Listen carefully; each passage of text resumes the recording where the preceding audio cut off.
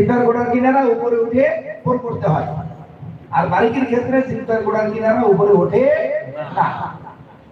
এখন কোরবানিটা কিভাবে, কাইফিয়াতটা তালাফুজটা কিভাবে হবে আমি একটু বলি। আমি নতুন ধরেন প্রথমে আপনাদের এখানে মাসকে আসছে, প্রথমে এসেই আমি টেবিলে বসছি, এমনি তো আমার ভিতরে পাতলামি আছে আছে না, তারপরেও যদি আমি নতুন আসি, আমাদেরও আগে তো আইডিয়া নাই, আমি প্রথমেই বিমান থেকে নেমে প্রাইভেট নেমে এই ক্লাসে ঢুকলাম আব্দুল্লাহ সাহেবের মতো মনে করেন। আর এসেই আমি কি করতেছি জানেন, আপনাদের কি মনে হলো ওখানে এটা পাতলা উঠে কি একটি আনেছে, টাকা ফাটাতে জলে চলে গেল, এলো বাড়ি, এই কি বাড়ি।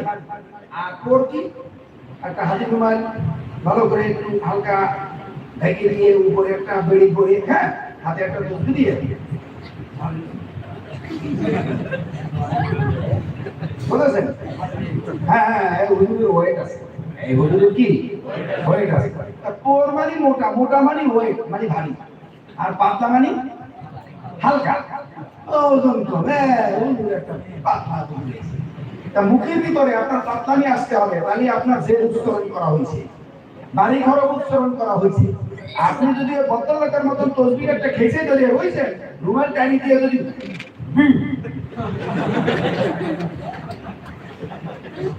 আমি কোনো হাসির কথা দেয়নি দোস্ত, ভুল জিনিসটা যদি ধরাই দেওয়া হয় সঠিকটা ধরতে সহজ হয়। সুবহানাল্লাহ, হাসার কি আছে?